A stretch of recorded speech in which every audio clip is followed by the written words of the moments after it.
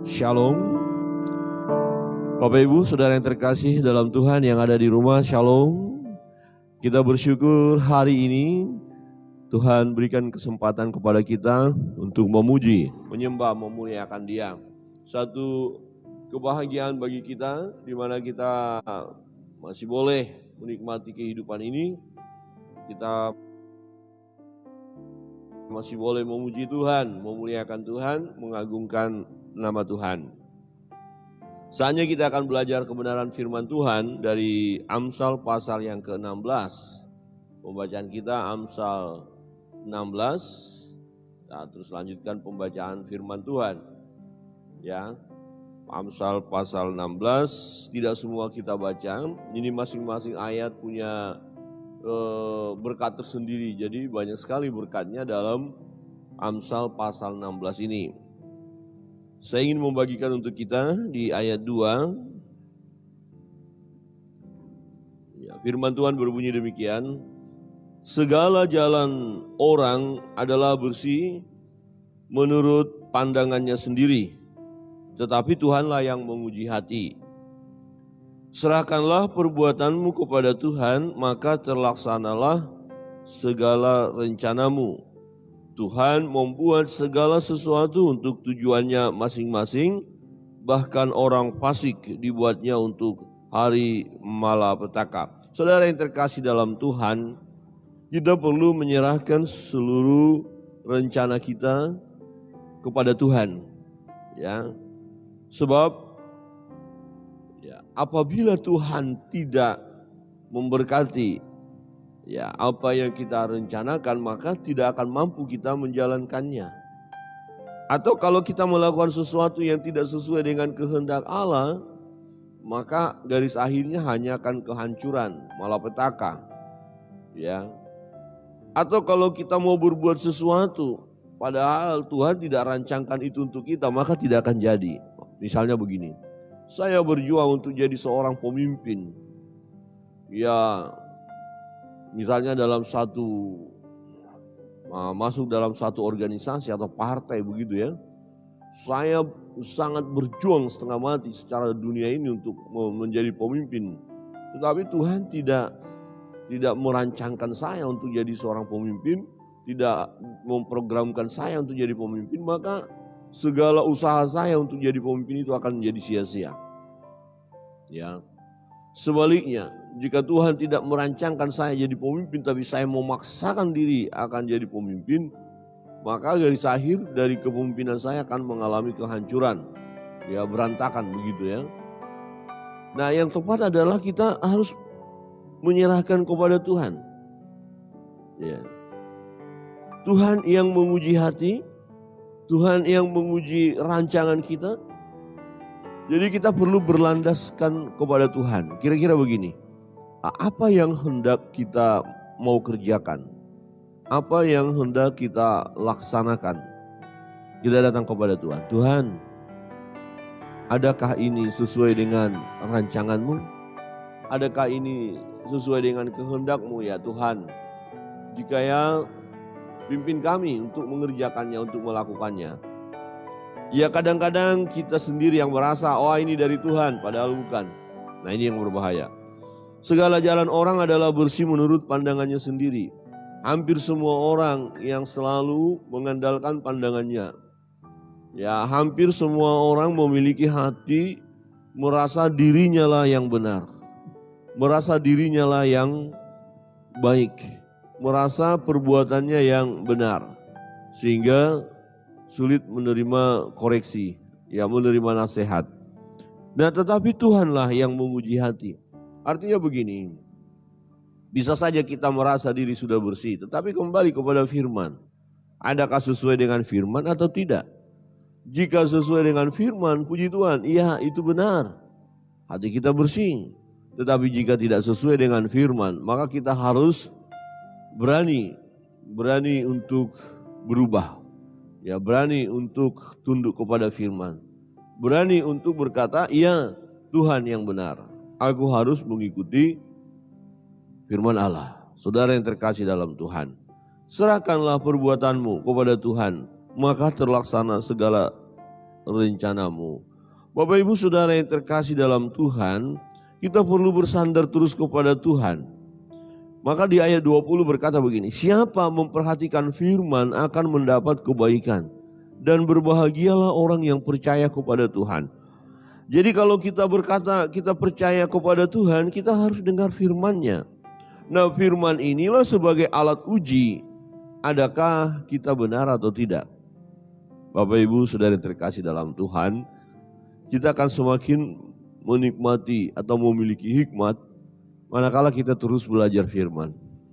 Satu ketika sang pemazmur berkata begini, aku lebih berhikmat dari pengajar-pengajarku, karena aku mencintai Tauratmu. Jadi karena sang pemazmur mencintai firman Allah, hukum-hukum Allah, mempelajari firman itu, dia jauh lebih berhikmat dari pengajar-pengajarnya. Rupanya pengajar-pengajarnya hanya bisa yang oke lah, lebih dahulu dia belajar, tetapi tidak hidup sesuai dengan firman tadi, tidak mempelajari firman terus. Jadi kalau Bapak Ibu terus membaca firman, merenungkan siang dan malam, cinta akan firman itu, maka saudara Bapak Ibu akan memiliki hikmat, memiliki kebijaksanaan. Nah, kita akhirnya mengerti adakah jalan kita ini benar-benar bersih atau tidak. Adakah yang kita lakukan ini sesuai dengan firman Allah atau tidak. Memang perlu dalam perjalanan hidup kita harus berjalan dengan pandangan yang bersih ya, yang baik, yang benar. Supaya garis akhir mendatangkan sukacita besar. Ya kalau jalan kita serong, jalan kita kacau, garis akhir pasti kebinasaan, kehancuran atau malapetaka. Nah, Tuhan menguji hati kita. Adakah kita siap diuji oleh Tuhan? Ini persoalannya. Ya, kadang-kadang begini, kita menyadari perbuatan yang sedang kita kerjakan ini, yang kita lakukan ini tidak sesuai dengan firman Allah, tapi kita mengeraskan hati. Karena ya manusiawi kita berkata enggak, saya yang benar. Misalnya begini, ada orang yang menyakiti hati kita. Ya kemudian firman Tuhan katakan kita harus mengampuni. Tapi kita bilang enggak mau. Karena orang itu melakukan kejahatan kepada kita, terlalu sakit perbuatannya. Enak saja dia kalau kita ampuni. Saya tidak suka kepada dia, saya tidak mau berteman dengan dia, saya tidak mau bersahabat dengan dia, saya tidak mau bicara sama dia. Saya tidak suka dia, saya benci kepadanya. Nah, kita pikir kita sudah benar karena ya sesuai hati kita, manusiawi kita, karena memang dia yang salah. Perbuatannya, perkataannya yang tidak benar kepada kita, yang menyakitkan hati kita. Tetapi ketika Tuhan uji kita, kita datang kepada firman-Nya dan firman Tuhan berkata, kasihi sesama manusia. Bahkan berdoa, mohon berkat buat musuhmu. Wow, berat ini. Ya, jangan menaruh dendam, sakit hati, akar pahit, bahaya itu. Waduh, terus gimana dong? Ya kembali kepada kita. Mau mempertahankan prinsip kita yang karena kita merasa diri benar, atau kepada firman yang menguji kita. Nah, Tuhanlah yang menguji hati.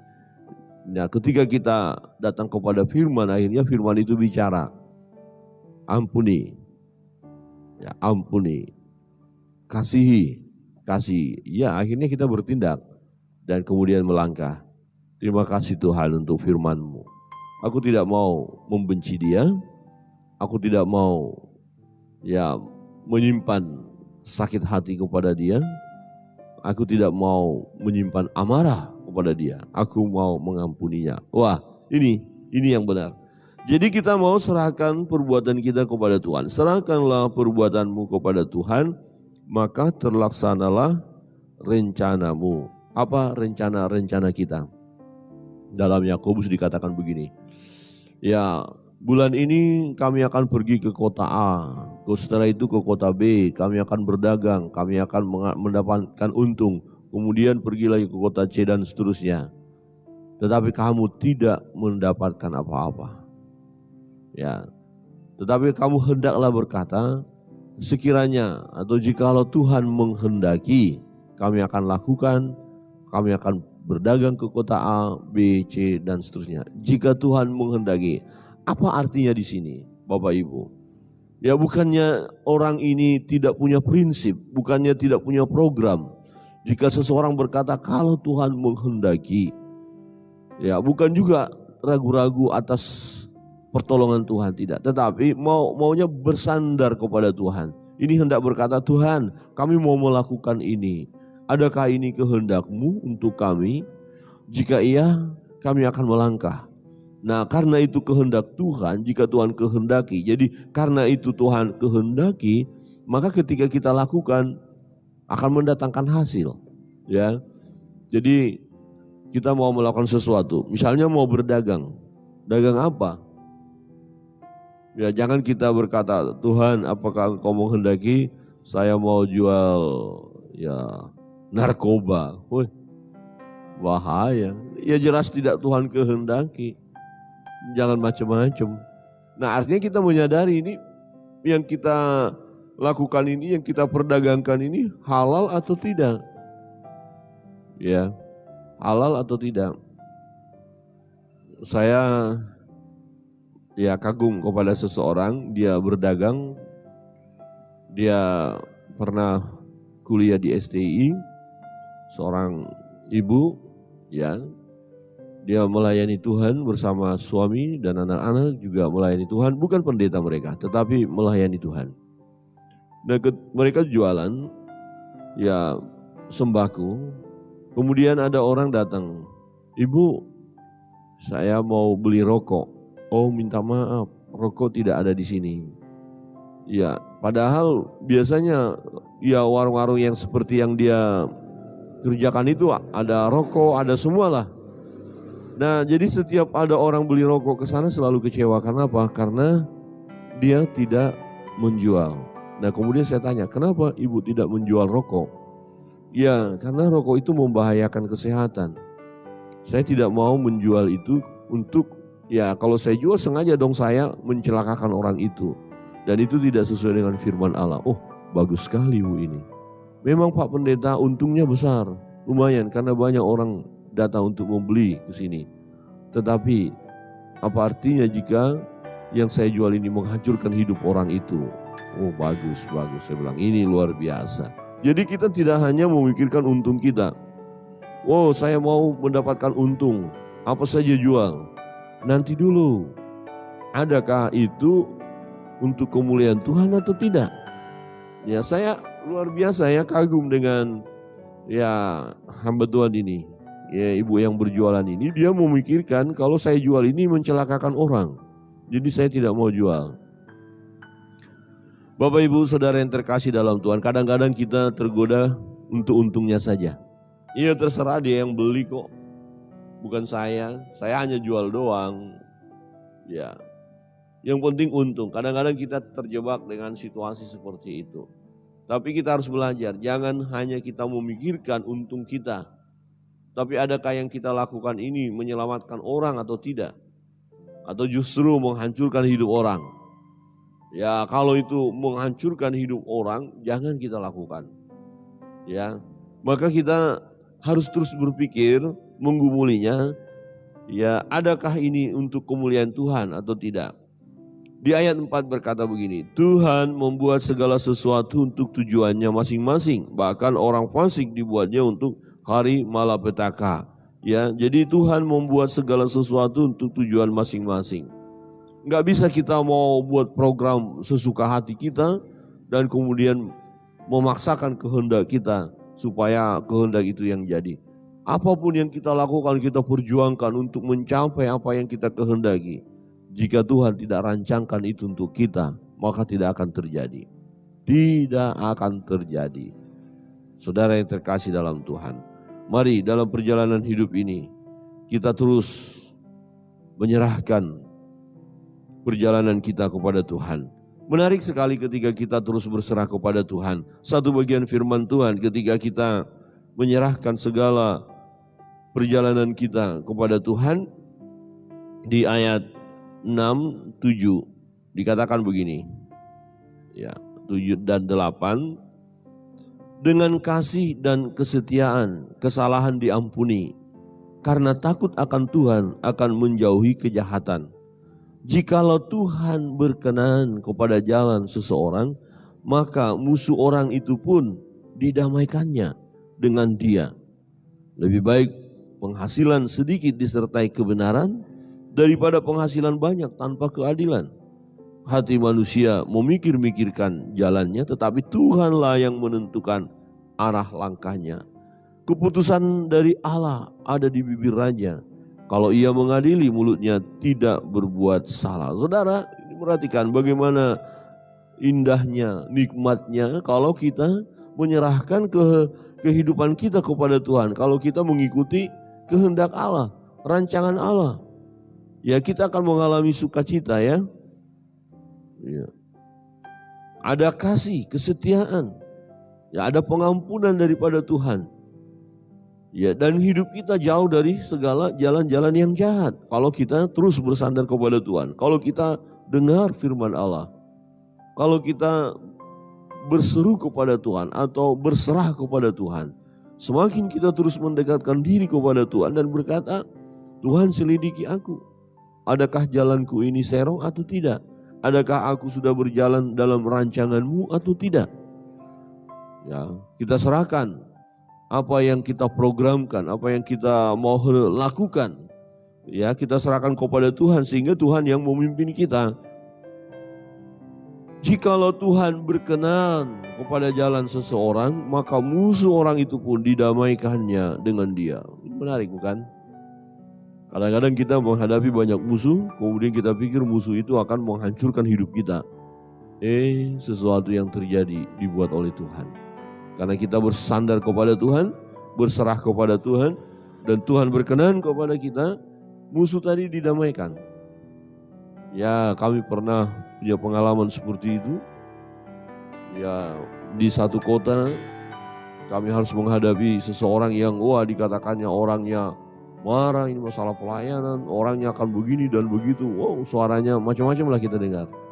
Nah, kemudian kita berdoa. Tuhan, kami mau menemui Bapak itu Tuhan. Nah, berikan kami ketenangan. Berikan kami suasana surgawi. Dan sungguh luar biasa. Yang kami dengar tadinya beliau itu marah-marah. Dan kalau datang akan dia marahi kami. Setelah kami sampai di rumahnya disambut dengan sukacita. Luar biasa bukan? Kami bicara-bicara tentang pelayanan, baik sekali. Nah, kita terheran-heran.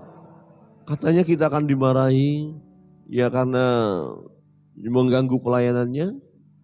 Ya, mereka akan protes terhadap kegiatan kita di kota itu. Ya, pokoknya luar biasa. Kalau ketemu awas kira-kira begitu ya.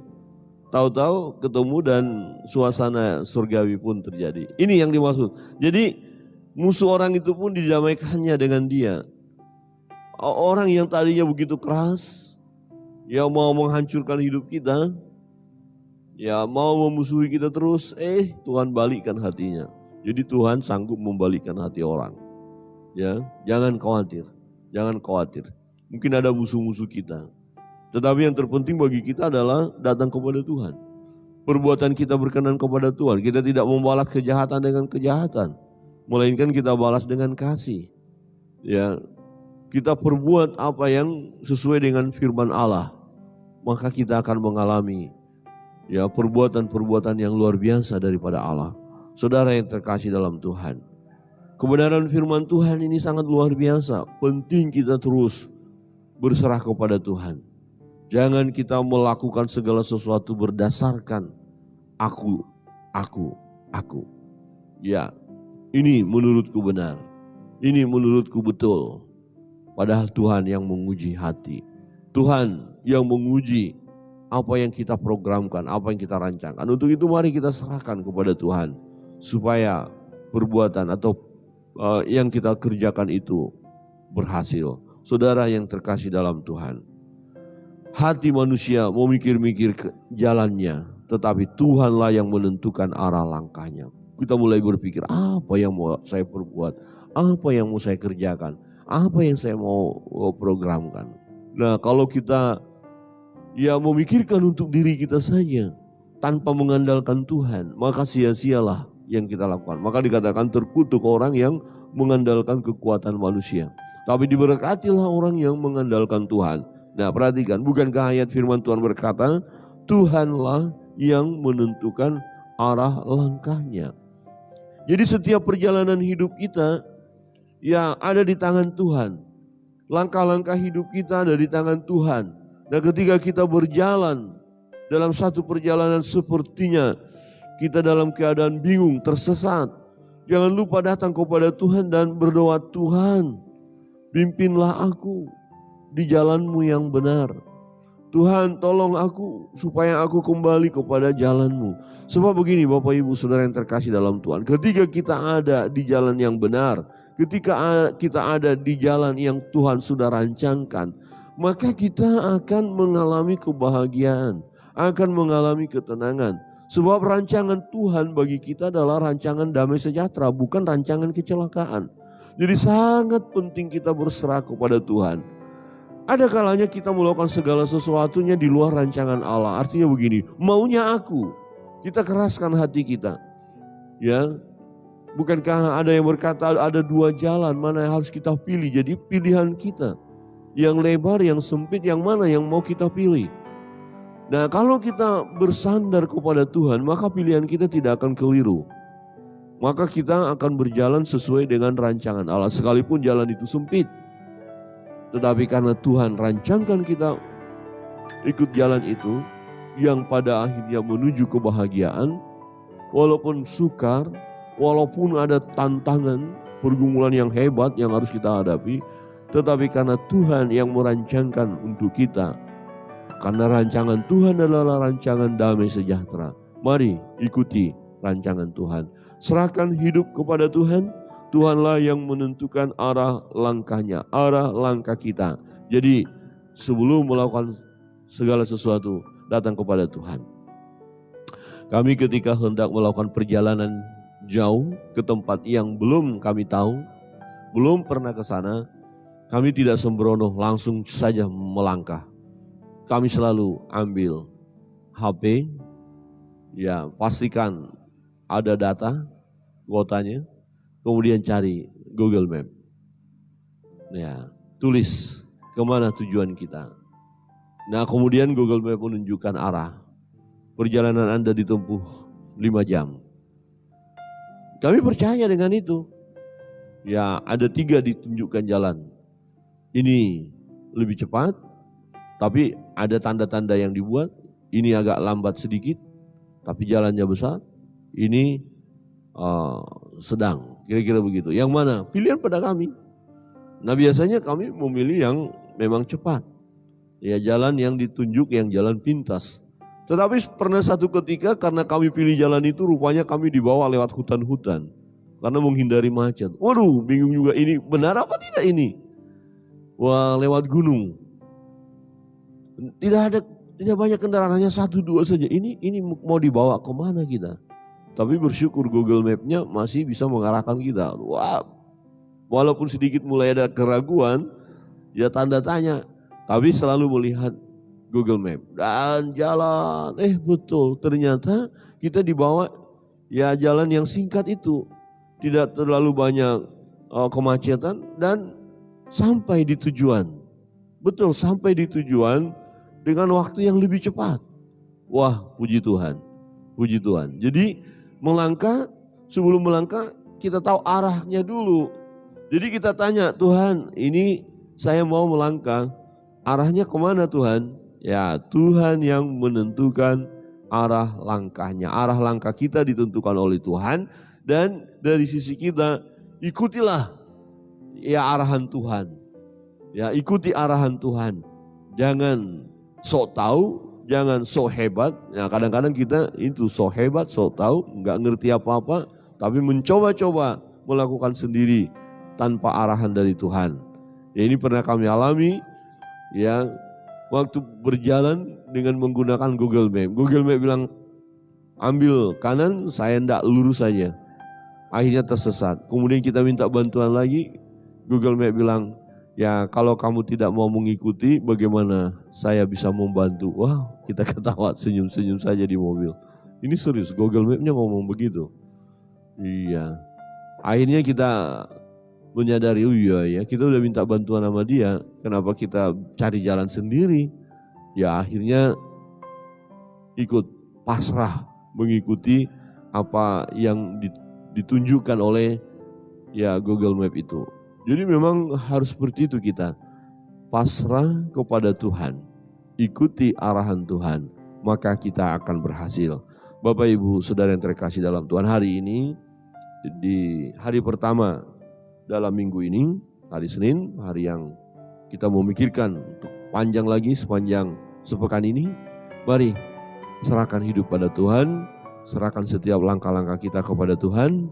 Jangan kita menganggap diri kita hebat, bersih, benar, tetapi izinkan Tuhan menyelidiki hati kita. Ya, izinkan firman itu mengoreksi kita, ya, memperbaiki langkah-langkah kita yang keliru, dan kita mau terus berjalan sesuai dengan pimpinan Tuhan. Kiranya Tuhan memberkati kita. Kita akan masuk